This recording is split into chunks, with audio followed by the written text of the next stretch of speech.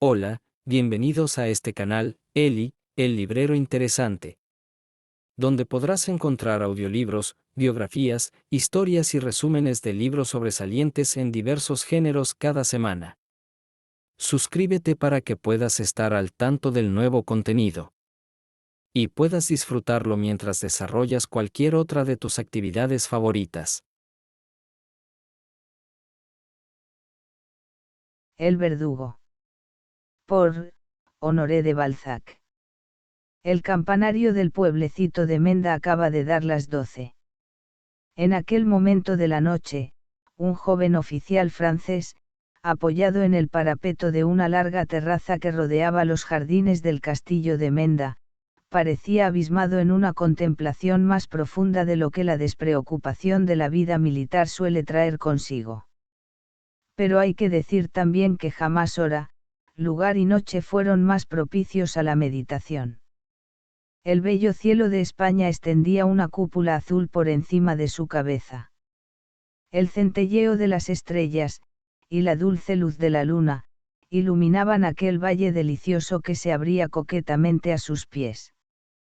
Apoyado en un naranjo en flor, el jefe del batallón podía ver, a 100 pies por debajo de él, el pueblo de Menda, que parecía haberse situado al abrigo de los vientos del norte, al pie de la loma donde se alzaba el castillo.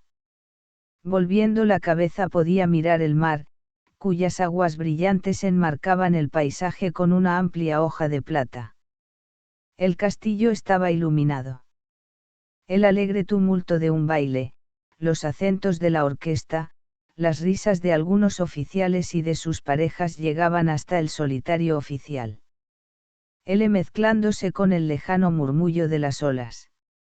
La brisa fresca de la noche inyectaba una especie de energía a su cuerpo fatigado por el calor diurno. Finalmente, los jardines estaban plantados de árboles tan fragantes, y de flores tan suaves, que el joven se encontraba como sumergido en un baño de perfumes. El castillo de Menda pertenecía a un grande de España, que lo habitaba en aquel momento con su familia. Durante toda la velada, la mayor de las hijas había mirado al oficial con un interés impregnado de una tristeza tal, que el sentimiento de compasión expresado por la española podía bien ser la causa de que el francés estuviera tan pensativo. Clara era bella, y aunque tuviese 3 hermanos y una hermana, los bienes del marqués de Leganés parecían bastante considerables. Para hacer pensar a Víctor Marchand que la joven sería ricamente dotada. Pero, ¿cómo atreverse a creer que la hija del viejo más engreído de su grandeza de toda España, pudiera ser concedida al hijo de un tendero de París? Además, los franceses eran odiados. El general G.T.R., que gobernaba la provincia, sospechaba que el marqués preparaba un alzamiento en favor de Fernando VII. Por lo cual, el batallón mandado por Víctor Marchand había sido acantonado en el pueblecito de Menda, para contener a las comarcas vecinas que obedecían al marqués de Leganés. Un reciente despacho del mariscal Ney hacía temer un desembarco de los ingleses en la costa, y señalaba al marqués como un hombre que mantenía inteligencia con el gabinete de Londres. Por eso, a pesar de la buena acogida que aquel español había dispensado a Víctor Marchand y a sus soldados, el joven oficial se mantenía constantemente alerta. Dirigiéndose hacia aquella terraza desde la que podía examinar la situación del pueblo y de las comarcas confiadas a su vigilancia. Se preguntaba cómo debía interpretar la amistad que el marqués no había cesado de testimoniarle, y cómo el aspecto tranquilo del país podía conciliarse con las inquietudes de su general. Pero desde hacía un momento, aquellos pensamientos habían sido ahuyentados de la cabeza del joven comandante, por un sentimiento de prudencia, y por una curiosidad bien legítima. Acababa de ver en el pueblo una gran cantidad de luces. A pesar de la fiesta de Santiago, aquella misma mañana había ordenado que las luces se apagaran a la hora prescrita por el reglamento. Solo el palacio había sido exceptuado de aquella medida. Vio brillar aquí y allá, en los puestos acostumbrados, las bayonetas de sus soldados, pero el silencio era solemne. Y nada revelaba que los españoles estuvieran entregados a la embriaguez en una fiesta. Después de haber tratado de explicarse la infracción de la que se hacían culpables los habitantes, encontró en aquel delito un misterio tanto más incomprensible cuanto que había dejado oficiales encargados de la policía nocturna y de las rondas. Con la impetuosidad de la juventud, iba a lanzarse por una brecha para descender rápidamente por las rocas. Y llegar así, más pronto que por el camino ordinario, a un pequeño puesto colocado a la entrada de la ciudad por un lado del castillo, cuando un débil ruido lo detuvo en su carrera. Creyó oír el crujido de la arena bajo el paso ligero de una mujer. Volvió la cabeza y no vio nada, pero sus ojos se quedaron sorprendidos por el resplandor extraordinario del océano. Vio en él de repente un espectáculo tan funesto que lo dejó inmóvil de sorpresa, diciéndose que padecía un error de sus sentidos. Los rayos blanquecinos de la luna le permitieron distinguir velas a una gran distancia. Se estremeció, y trató de convencerse de que esta visión era una gran ilusión óptica que le ofrecía el juego de las olas y de la luna. En ese momento, una voz ronca pronunció el nombre del oficial, miró hacia la brecha y por ella vio aparecer lentamente la cabeza del soldado por el que se había hecho escoltar hasta el castillo. ¿Sois vos, mi comandante?, preguntó el soldado. Sí. Pues ¿qué hay?, le dijo en voz baja el joven, a quien una especie de presentimiento le inducía a proceder misteriosamente. Esos bribones se agitan como gusanos, y me apresuro, si me lo permitís, a participaros mis pequeñas observaciones. Habla, respondió Víctor Marchand. Acabo de seguir a un hombre del castillo que se ha dirigido por aquí con una linterna en la mano. Hay que concebir grandes sospechas de una linterna. No creo que este cristiano vaya a encender cirios a estas horas. Quieren deshacernos. Me he dicho para mis adentros, y me he puesto a pisarle los talones. Así, mi comandante, a 3 pasos de aquí he descubierto cierto montón de leños. Un grito espantoso que de pronto se oyó en el pueblo interrumpió al soldado. Una claridad repentina iluminó al comandante. El pobre granadero recibió una bala en la cabeza y cayó. Una hoguera de paja y de leña seca brillaba como un incendio a 10 pasos del joven. Los instrumentos y las risas dejaron de escucharse en la sala de baile. Un silencio de muerte, interrumpido por gemidos, había sustituido de pronto a los rumores y a la música de la fiesta. Un cañonazo retumbó en la llanura blanca del océano. La frente del joven oficial se cubrió de un sudor frío. Estaba sin espada. Comprendió que sus soldados habían perecido y que los ingleses iban a desembarcar. Pensó que, si salía con vida, caería en la deshonra, y sería llevado ante un consejo de guerra. Entonces midió con los ojos la profundidad del valle, e iba a despeñarse, cuando la mano de Clara le agarró por la suya. «Huid», le dijo ella. «Mis hermanos me siguen para mataros. Por allí llegaréis, acaso sin peligro, al fondo de la escarpadura. Pronto». Ella lo empujó, el joven, estupefacto, la miró durante un instante. Pero, obedeciendo enseguida al instinto de conservación, que nunca abandona al hombre, ni aun al más fuerte, se lanzó al parque tomando la dirección indicada.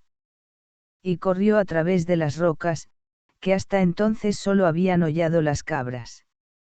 Oyó a Clara gritar a sus hermanos que lo persiguieran, oyó los pasos de sus asesinos, oyó silbar junto a sus oídos las balas de varias descargas. Pero alcanzó el valle, encontró el caballo, lo montó y desapareció con la rapidez del rayo. A las pocas horas, el joven oficial llegó al cuartel del general G.T.R., a quien encontró rodeado de su estado mayor.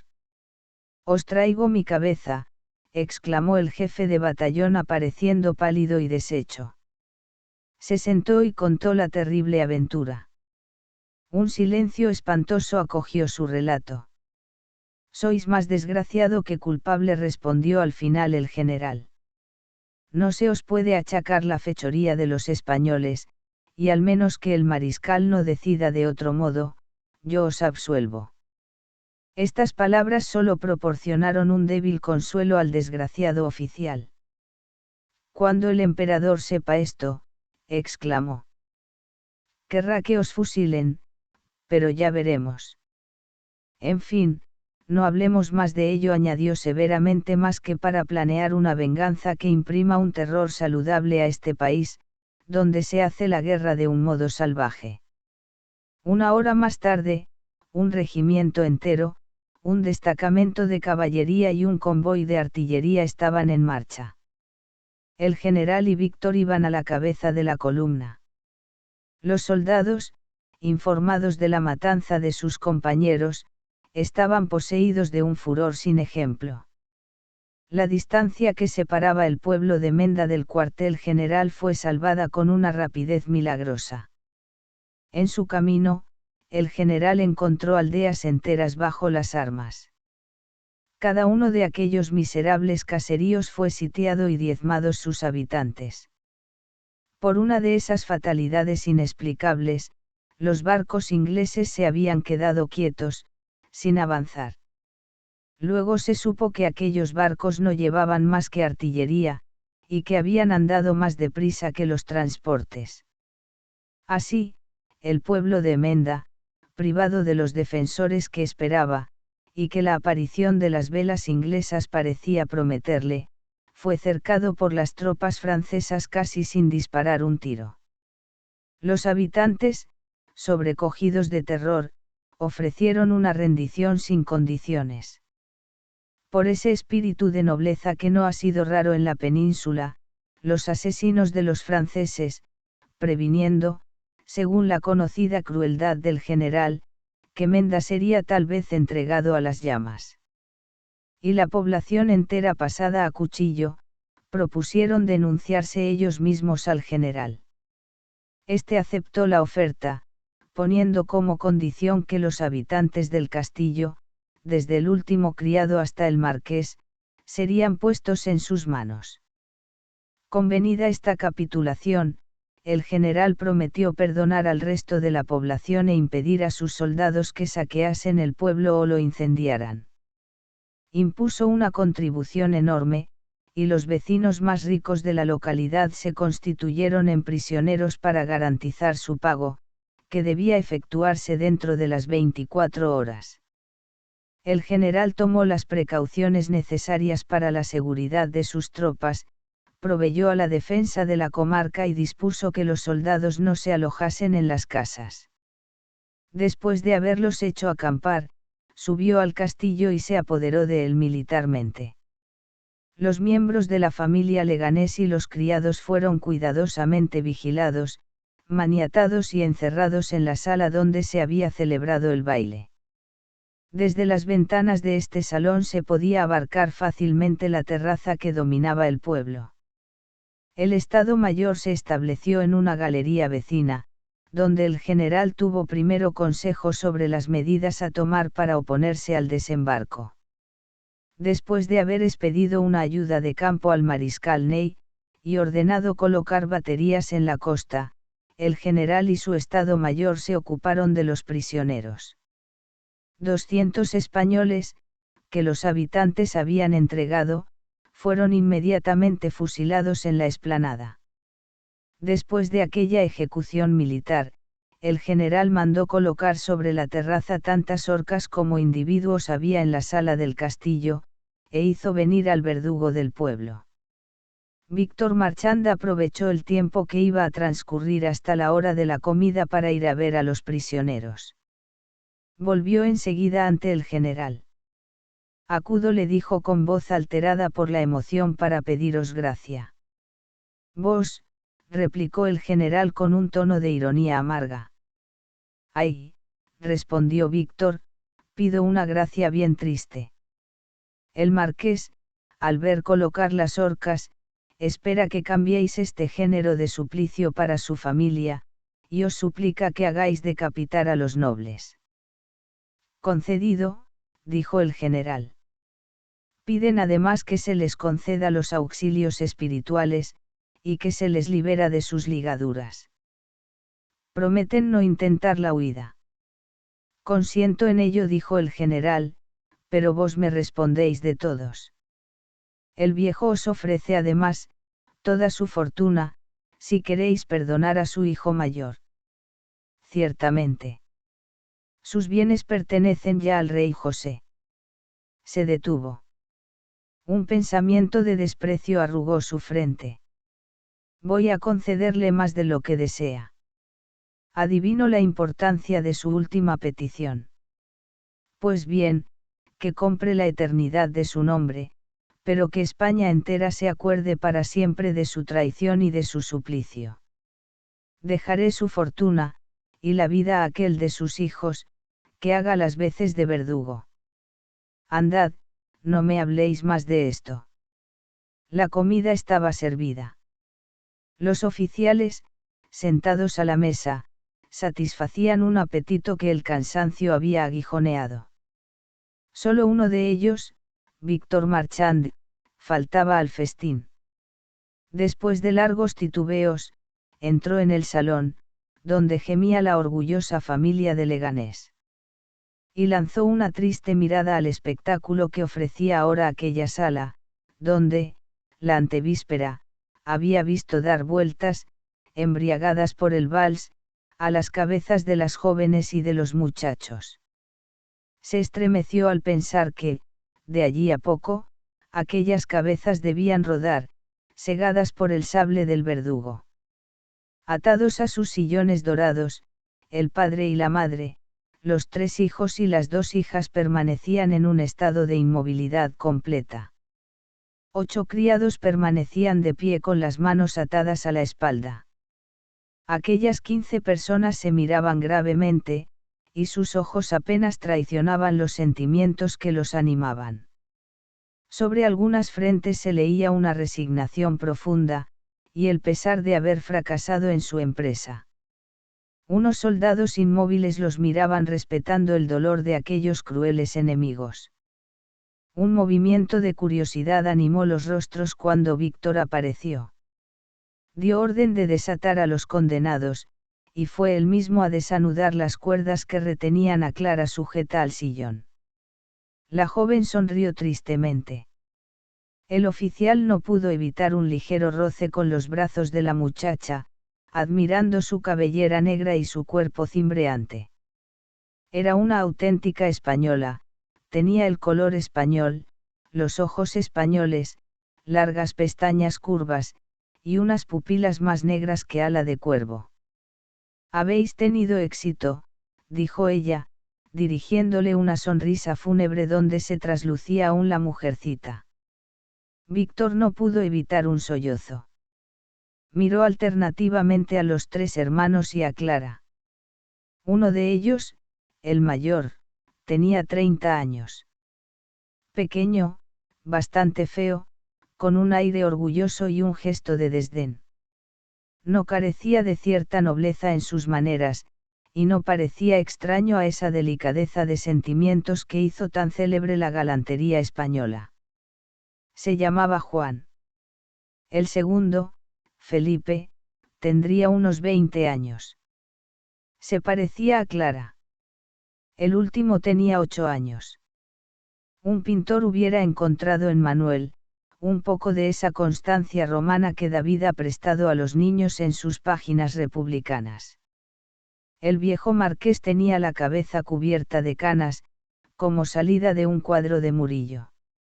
Ante esa estampa, el joven oficial bajó la cabeza desesperando, al ver aceptar por cualquiera de los 4 personajes la proposición del general. Sin embargo, se atrevió a confiarse a Clara. La española tuvo al pronto un escalofrío, pero recobró poco a poco su serenidad y fue a arrodillarse delante de su padre.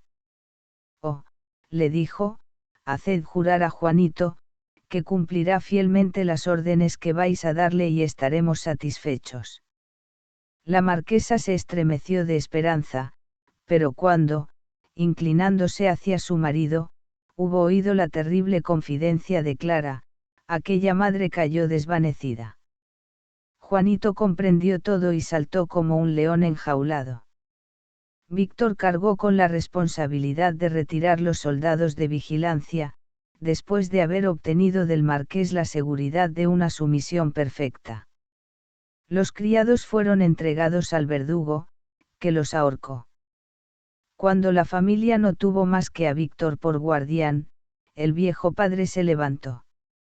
Juanito, dijo. Juanito respondió solamente con una inclinación de cabeza, que equivalía a una negativa, volvió a caer sentado y miró a sus padres con una mirada seca y terrible. Clara vino a sentarse en sus rodillas y, con un tono alegre. Mi querido Juanito, le dijo, pasándole los brazos alrededor del cuello y besándole los ojos, si supieras lo dulce que me será la muerte si viene de tus manos. No tendré que sufrir el odioso contacto del verdugo. Tú me curarás de los males que me esperaban y, mi buen Juanito, tú no querías verme de nadie, entonces. Sus ojos aterciopelados lanzaron una mirada de fuego a Víctor, como para despertar en el corazón de Juanito su horror por los franceses. Ten valor, le dijo su hermano Felipe, de otro modo nuestra estirpe casi real se extinguirá.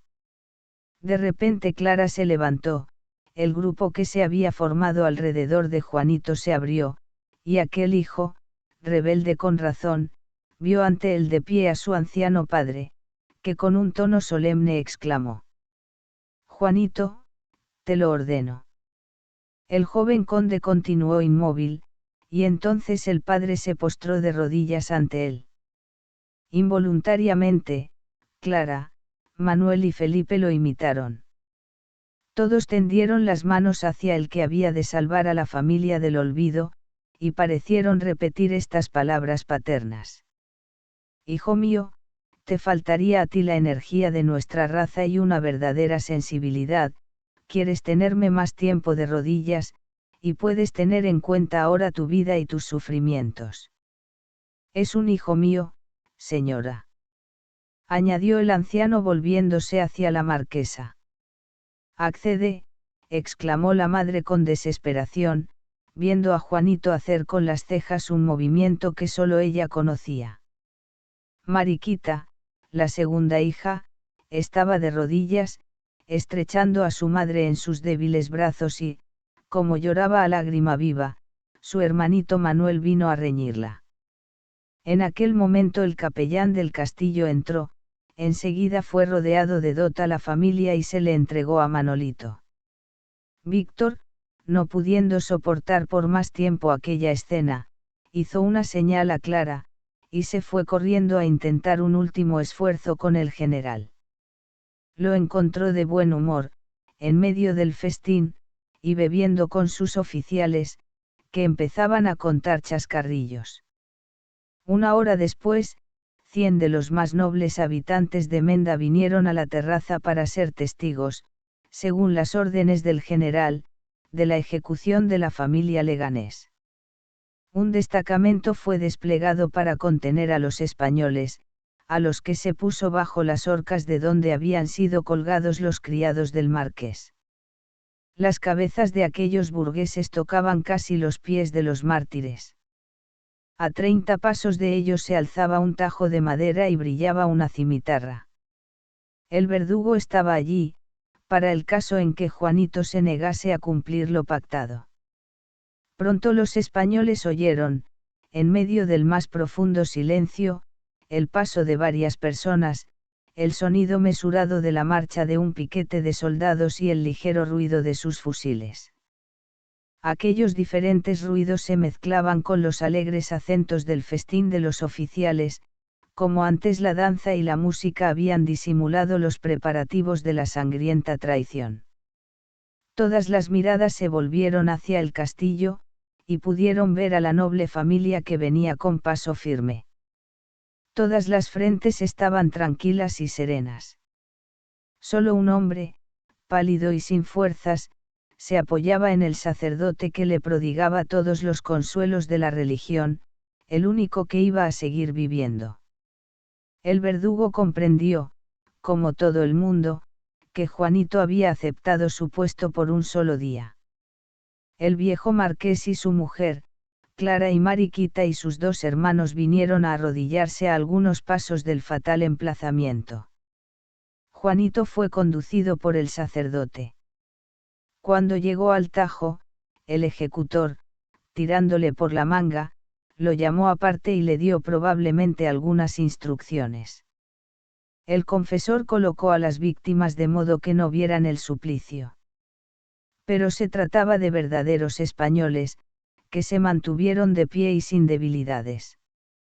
Clara se adelantó la primera hacia su hermano. Juanito le dijo: «Ten piedad de mi poco valor. Comienza por mí». En este momento se oyeron los pasos precipitados de un hombre. Víctor llegó al lugar de la escena. Clara estaba arrodillada, ya su cuello blanco se ofrecía a la cimitarra. El oficial palideció, pero aún tuvo fuerzas para seguir andando. «El general te concede la vida si quieres casarte conmigo», le dijo en voz baja. La española lanzó al oficial una mirada de desprecio y de orgullo. «Vamos, Juanito», dijo ella con un sonido de voz profundo. Su cabeza rodó a los pies de Víctor.